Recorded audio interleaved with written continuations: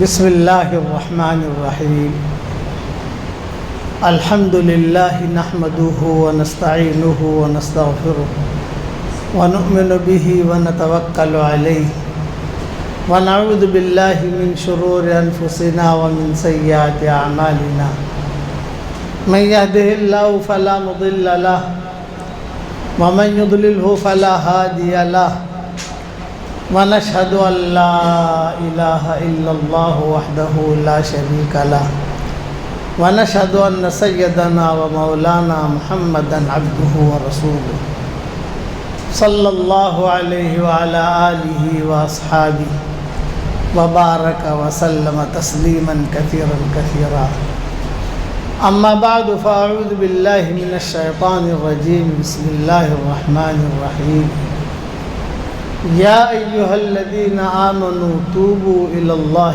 توبة نصوحا عسى ربكم أن يكفر عنكم سيئاتكم ويدخلكم جنات تجري من تحتها الأنهار يوم لا يخزي الله النبي والذين آمنوا معه نورهم يسعى بين أيديهم وبأيمانهم يقولون ربنا أتمم لنا نورنا واغفر لنا إنك على كل شيء قدير صدق اللہ العظیم۔ قابل احترام بھائیوں، دوستوں اور بزرگوں، صحابہ کرام رضوان اللہ علیہم اجمعین کی جو تربیت حضور صلی اللہ علیہ وسلم نے کی وہ دلوں کی صفائی کی، اسی لیے کہا تزکیہ یزکیہم، ان کا تزکیہ کرتے تھے حضور صلی اللہ علیہ وسلم۔ بہت قصے صحابہ کے ملتے ہیں۔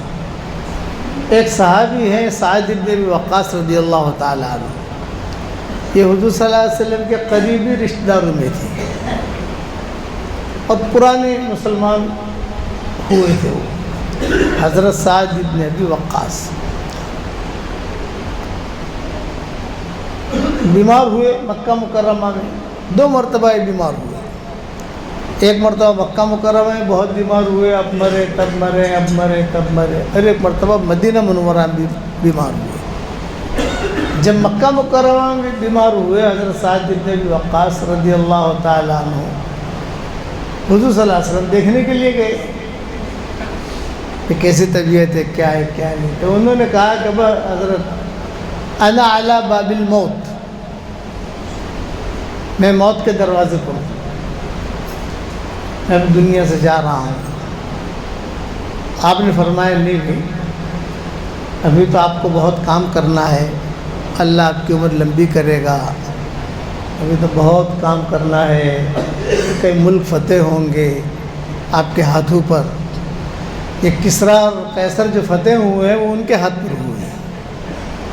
حضرت عمر نے ان کو بھیجا تھا سعد بن ابی وقاص کو، بہت کام کرنا ہے آپ کو۔ تو یہ خوش ہو گئے، حضور صلی اللہ علیہ وسلم نے مجھے خوشخبری دی۔ مالدار تھے، مال ان کے پاس بہت تھا، اور ایک لڑکی تھی، لڑکی ایک ہی تھی۔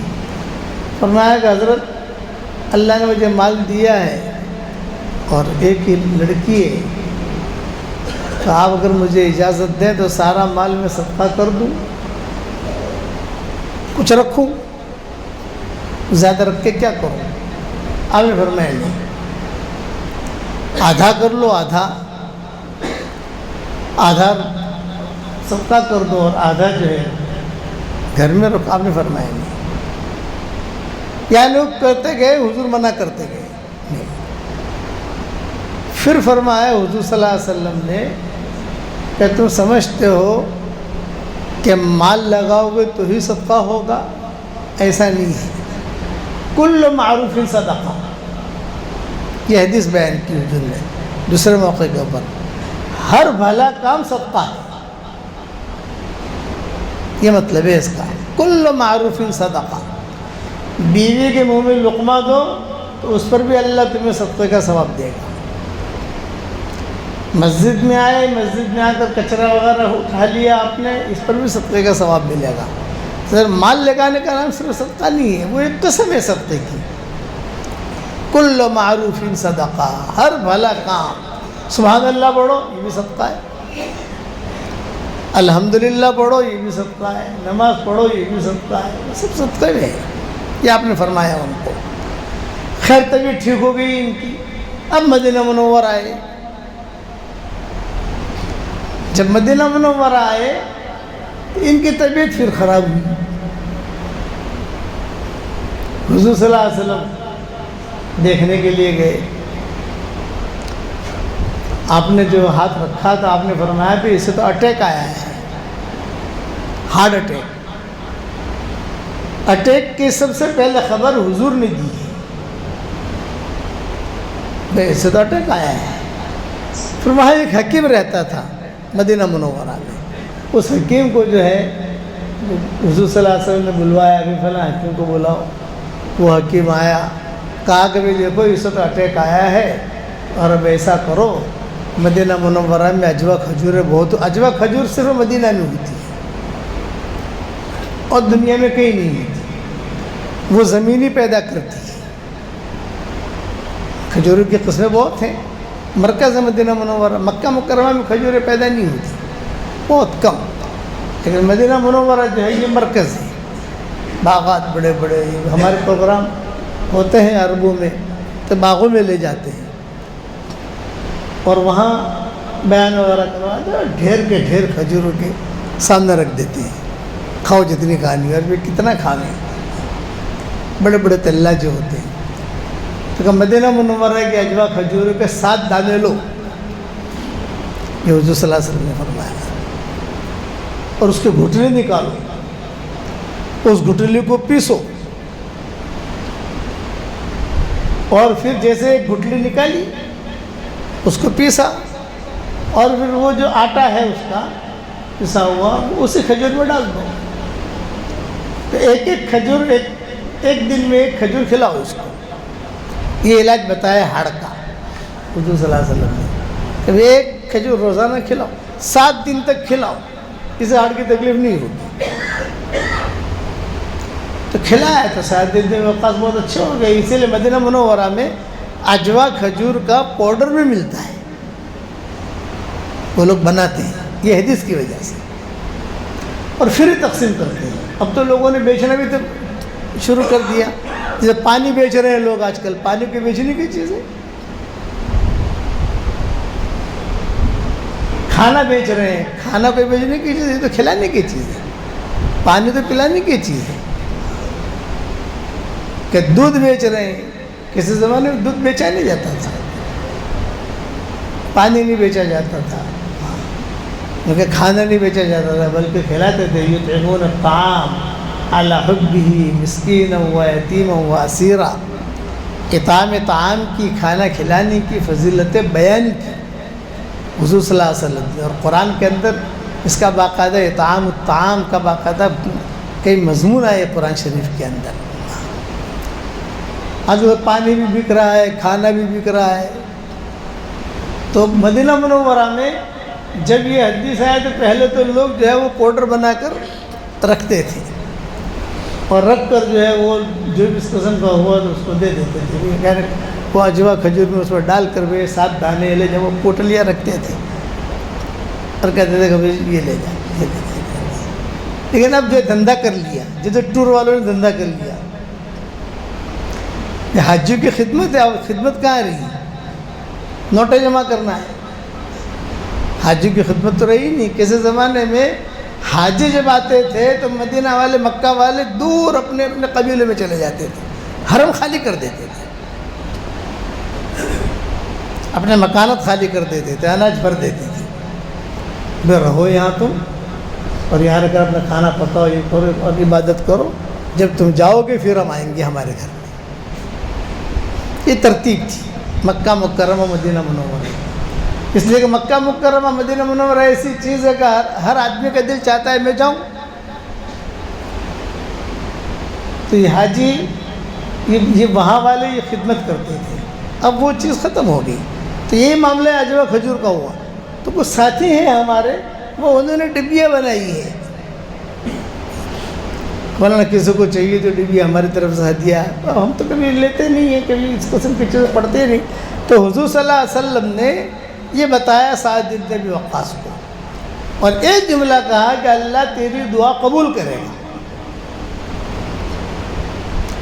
صحابہ میں مستجاب الدعوات میں شمار ہوتے تھے، مستجاب۔ حضرت عمر ڈرتے تھے، ایک مرتبہ ان کی لڑکی جا رہی تھی مدینہ منورہ میں، تو ہوا کی وجہ سے تھوڑا سا وہ ازار جو ہے تھوڑا سا اوپر ہوا، یا جو کپڑا جو ہے تھوڑا سا اوپر ہوا، تو حضرت عمر نے جو ہے ایک درہ مارا۔ مدینہ منورہ میں ایسی چلتی ہے، تو لڑکی نے کہا کہ ابا کو کہوں گی میں، بد دعا کریں گے آپ کے لیے۔ حضرت عمر نے پوچھا کس کی لڑکی ہے؟ کہا سعد بن ابی وقاص کی ہے۔ او بھائی معاف کر دینا، اس کی دعا تو قبول ہوتی ہے۔ مستجاب الدعا تھے، بہت کام کیا۔ صحابہ کے قافلے میں سب سے اخیر میں مرنے والوں میں یہ ہے، جیسے قافلے میں جیسے مرنے والے، جیسے امہات المومنین میں سب سے اخیر میں مرنے والوں میں حضرت ام سلمہ ہے۔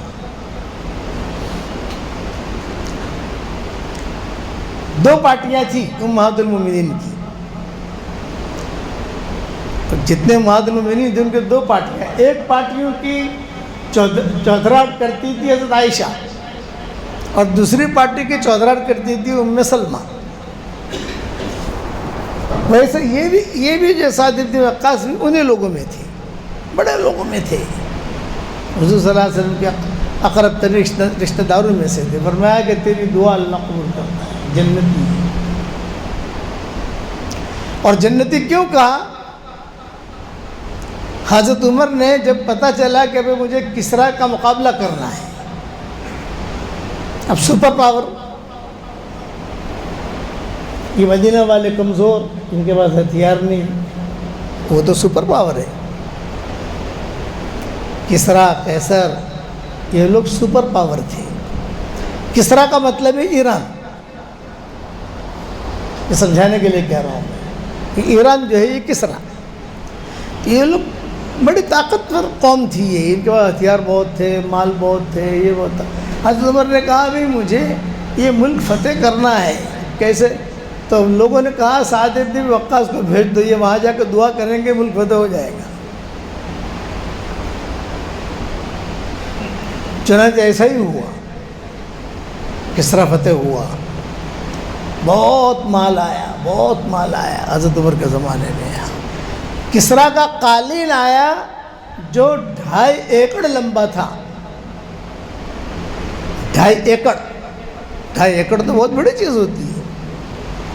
جب وہ آیا صحابہ نے بچھایا مسجد نبوی کے باہر، یہ دیکھا سب نے، حضرت عمر کھڑے ہوئے، فرمایا بتاؤ بھی کیا کرنا ہے اس کا؟ تو بعض صحابہ نے رائے دی کہ اسے محفوظ کر لو، تاکہ قیامت تک آنے والے حاجی وہ آویں اور دیکھیں کہ اللہ نے کیسے مدد کی، نشانی کے طور پر۔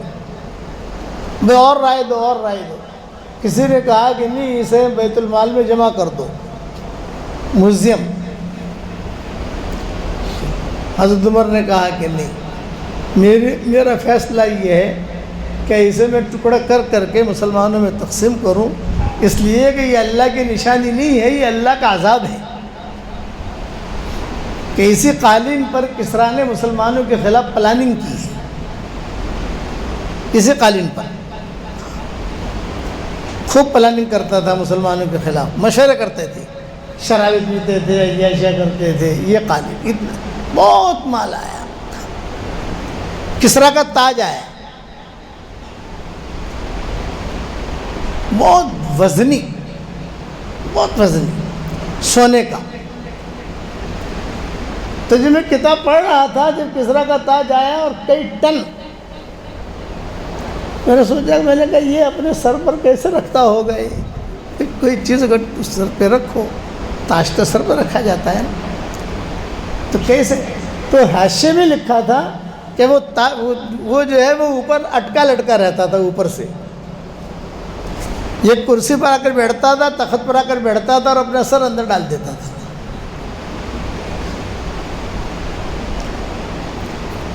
تو ایک دیہاتی صحابی تھے، انہوں نے جو ہے ایک فٹ بال کی طرح ایک کک ماری اس کو، تو دوسرے شہری صحابی نے کہا ارے تجھے پتہ بھی ہے یہ کیا ہے؟ یہ ہیرے جواہرات، یہ کسریٰ کا تاج ہے۔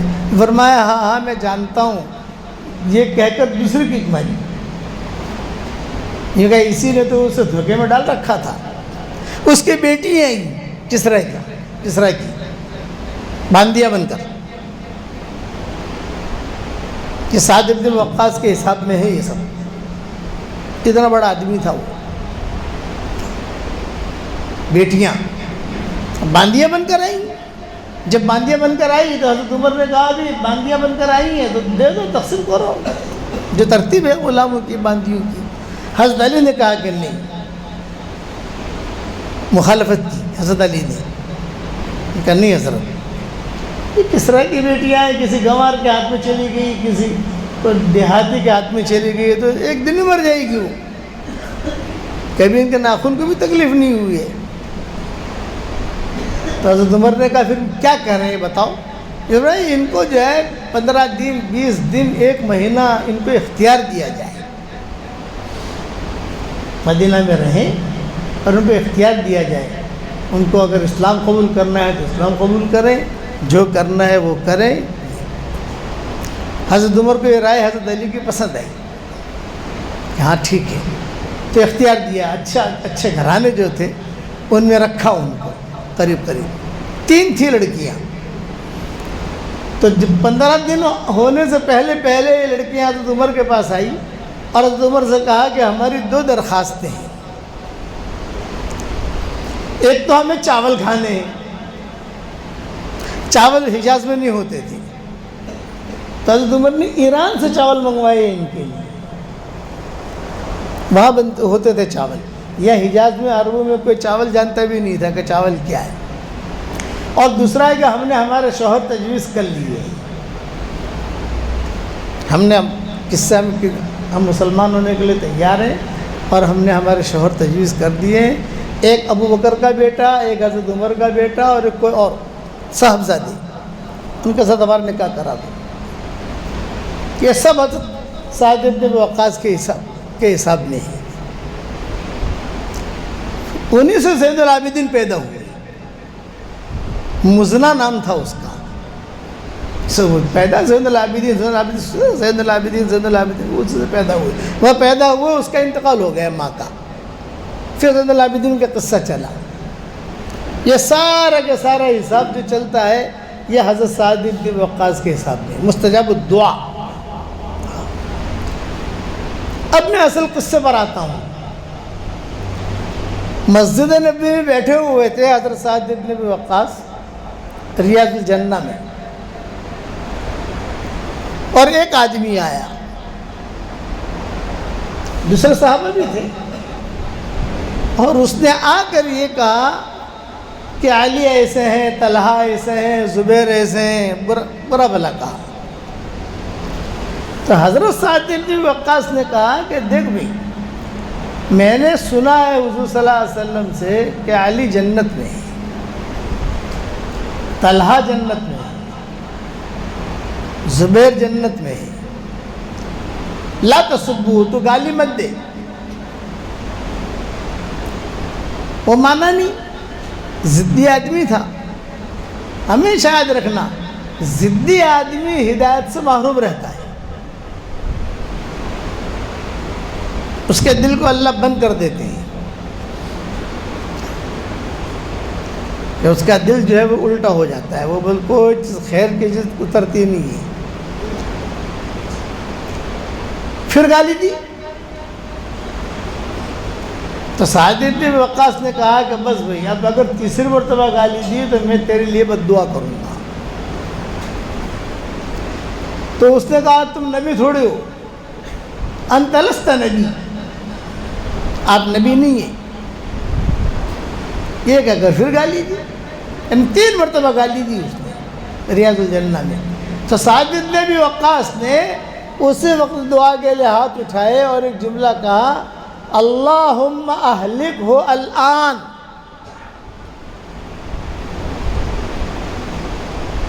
اے اللہ اسے ابھی کے ابھی ہلاک کر دے۔ تو جتنے صحابہ تھے وہ بھاگے، وہ ڈرنے لگے. کیوں ڈرے؟ کہہ رہے بھائی یہ تو مستجاب الدعا آدمی ہے، کیا تو ہو سکتا ہے چھت گر پڑے، یا ہو سکتا ہے کوئی سانپ آ جاوے، ہو سکتا ہے شیر آ جاوے، مرے گا یہ آدمی. سب دور دور چلے گئے، کوئی بیٹھا رہا وہاں. تو باب السلام سے ایک اونٹنی آئی، ناقہ مجنونہ. دو چیزیں اندھی ہوتی ہیں. اللہم انی اعوذ بک من شر الاعمین، حدیث شریف میں آتا ہے اللہم انی اعوذ بک من شر الاعمین السیل والبعیر السعود. اے اللہ دو اندھی چیزوں کے شر سے میری حفاظت کرنا. ایک تو پانی، سیلاب کا پانی یہ اندھا ہوتا ہے، کچھ پتہ نہیں کہاں جا رہا ہے، کس کو ختم کر رہا ہے، کس کو ڈبو رہا ہے. اور ایک یہ بتکا ہوا اونٹ، یہ بتکی ہوئی تھی یہ اونٹنی جو ہے وہ مجنونہ، وہ آئی اور آ کر جو ہے لوگوں کے سرے سے سننے لگی. اس کے پاس پہنچی اور اس کو پہنچ کر جو ہے اس کا سر پکڑا، اور سر پکڑ کر وہی ریاض الجنہ میں ہی پٹک پٹک کر مارا اس کو. سب نے دیکھا، مسجد نبوی میں جتنے لوگ تھے. جیسے دھوبی گھاٹ پر کپڑے دھوتا ہے نا دھوبی، تو یہ مارتا ہے ایسا مار کے اسے وہی ختم کر دیا. ایسے دعا ان کی قبول ہوتی تھی. اب معاملہ آیا جنگ جمل، جنگ صفین کا. ایک طرف سے 60,000 صحابہ شہید ہوئے، ایک طرف سے 40,000 سے 1,00,000 صحابہ شہید ہوئے.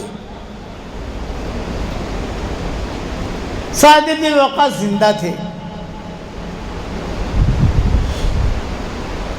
اور یہ دعا مانگتے تھے کہ اللہ اے اللہ 40,000 یہاں سے شہید ہو گئے، 60,000 یہاں سے شہید ہو گئے، کتنی عورتیں بیوائی ہو گئیں، کتنے بچے یتیم ہو گئے، مدینہ منورہ میں خون بہا، پتہ نہیں کیا ہوا، زنا کے بچے پیدا ہوئے، حالات آئے.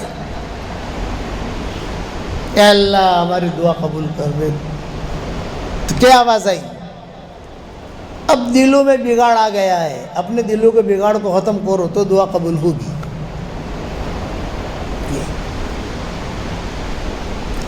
اپنے دلوں کے اس لیے قلب سلیم پیدا کرو. اب تمہارے دلوں میں بگاڑ آ گیا. دعا اس وقت قبول ہوتی تھی جب دل پاک صاف تھا. تو آج جو مسلمانوں پر حالات ہیں اس کی ایک وجہ ہے کہ ہمارے دل پاک صاف نہیں ہے.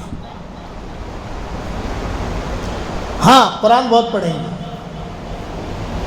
روزے بھی رکھیں گے، مسجد بھی بنائیں گے، خرچہ بھی کریں گے، اسکول بھی بنائیں گے، لیکن دل میں جو گند بھری ہوئی ہے وہ بھری ہوئی ہے، وہ نکلتی نہیں. اس لیے میں مثال دیتا ہوں کہ معمولی سا پاخانہ ہو یہاں، معمولی سا، آپ اس پر اونٹ ڈالو، عنبر ڈالو، گلاب ڈالو تو پاخانہ ہی غالب رہے گا. 10 کلو اونٹ ڈالو تو پاخانہ ہی غالب رہے گا. ہاں اس کو آپ صاف کر دو، پاخانے کو پاک کر دو جگہ، ایک قطرہ اونٹ ڈالو چمک جائے گا. تو دلوں کے اندر اگر حسد بھرا ہوا ہے، کینہ بھرا ہوا ہے، کپٹ بھرا ہوا ہے، ایک دوسرے کی جو ہے ٹانگیں اچھالنا یہ بھری ہوئی ہے، عمل قبول نہیں ہوتا. یہ اللہ کا قانون یاد رکھنا. اس کو کہتے ہیں قلب سلیم. الا من اتى اللہ بقلب سلیم.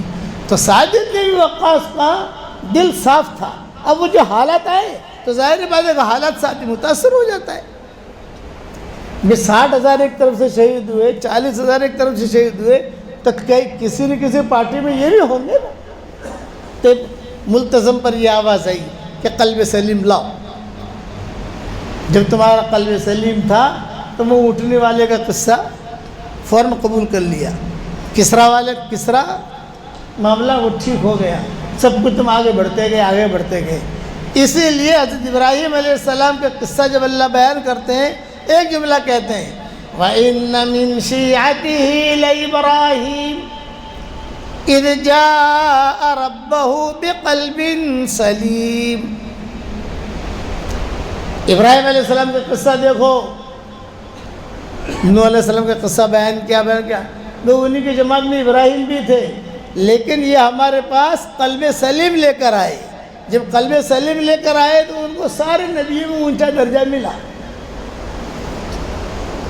حضور صلی اللہ علیہ وسلم بھی ان کے حساب میں آ گئے، مکہ بھی ان کے حساب میں آ گیا، بیت المقدس بھی ان کے حساب میں آ گیا، اسماعیل بھی ان کے حساب میں آ گئے، اسحاق بھی ان کے حساب میں آ گئے، سب ان کے حساب میں آ گئے۔